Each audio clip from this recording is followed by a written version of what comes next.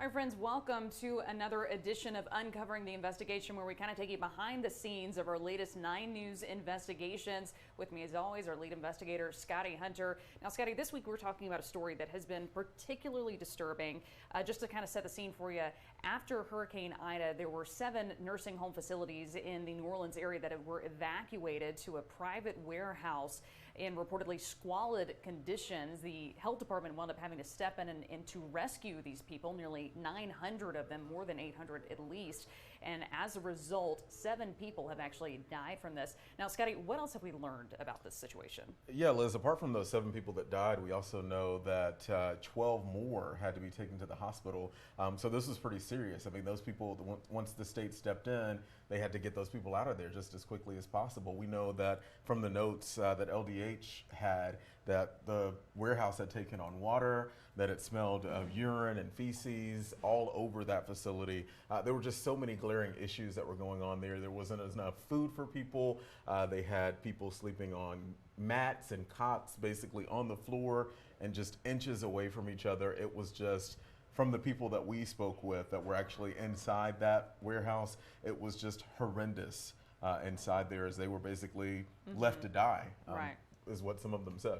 And this is, you're actually looking at video now of the evacuations that took place, of the LDH having to come in and actually get these people out of these facilities and transfer them to better places. You saw a video from inside. You saw how close those mattresses were together. And there really have been just some absolutely jaw-dropping kind of horror stories that have come out of it. And anytime you're dealing with especially elderly people, because they are such a vulnerable population, it just is particularly disturbing.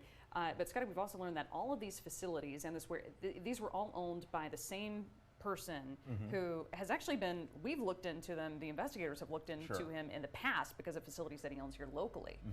Yeah, Bob Dean, you know, he's a very well-known businessman in this community, and you know, he does own all of those nursing homes. They've since been shut down.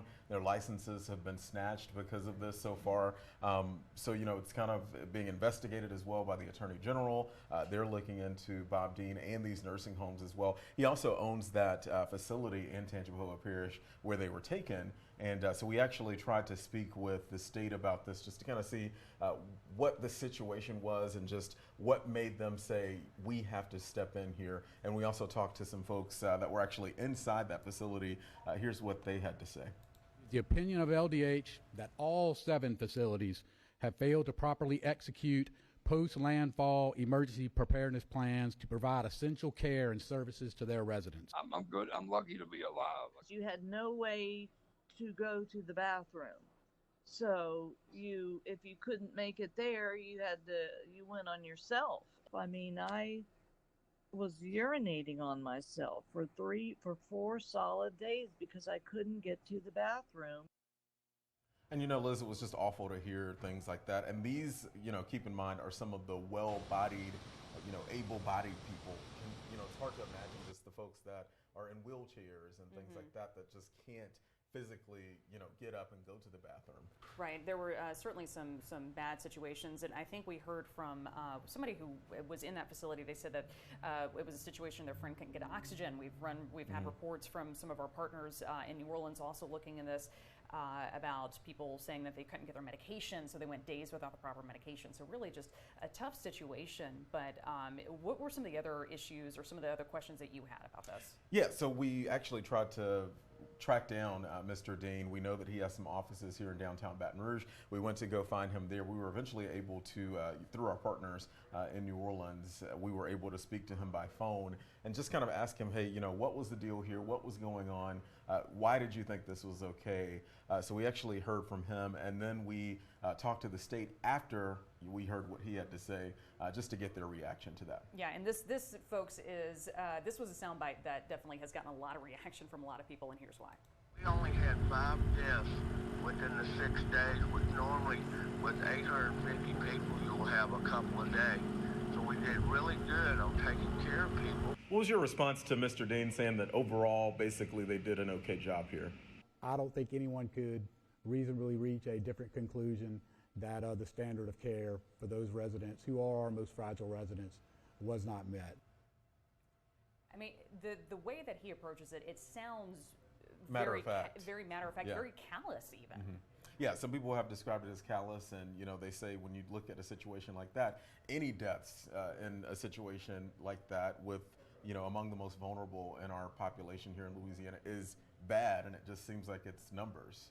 That's what some of the folks we talked to said about that response. They said, it just basically seems like, we did all right. Yeah. So, Scotty, you kind of mentioned there that there's several investigations going. What happens next here?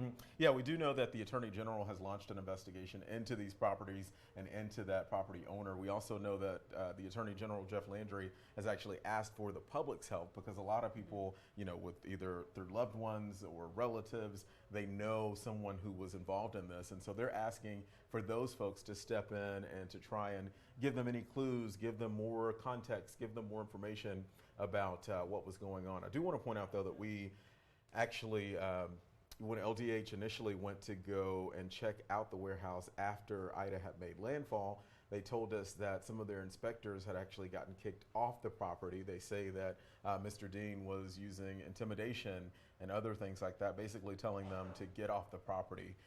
And so after that was when they left, and then eventually they came back with more inspectors, and that's when they said, okay, this is beyond the point where we need to step in and just get those folks out. So another question that some folks might have, and Scotty, I think you got the answer there, over is since they have transferred these people, there are a lot of these patients who are kind of scattered out, almost more than 800 people scattered out and about. You can actually, if you are a loved one looking for them, you can actually dial 211 in Louisiana with that information to try and track down your loved one if you're still looking.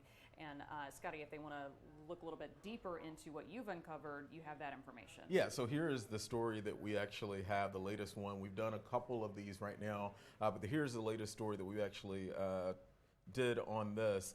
And we talked a little bit about the Attorney General's investigation that he's launched and how he wants the public to kind of get involved here. And if you scroll all the way down to the bottom of this story, we have the contact information. So if you know anything, if you have any information about what was going on inside that warehouse, or you've spoken to your loved one and you want to report something, anything that can help them with this case, all you have to do is reach out to them online at agjefflandry.com. You can report that online. You can also call this number, 888-799-6885. So again, the Attorney General really wants to hear from you about everything that happened in that warehouse, even, big, small, whatever the case may be, just any information that you have. The Attorney General is hoping to hear from you. Again, you can find all that information in the investigator section of the 9 News app under that latest story talking about the state actually pulling the licenses of those nursing homes. And so, Liz, this is one of those things that's going to obviously continue. There could even be criminal charges in this. Again, the Attorney General is looking into it, so it's definitely one that we're going to watch. Yeah, absolutely. A tough case for us and for all of us to hear, but we'll certainly stay on top of that. Scotty Hunter, thank you. And that concludes this week's episode, and we'll see you next time on Uncovering the Investigation.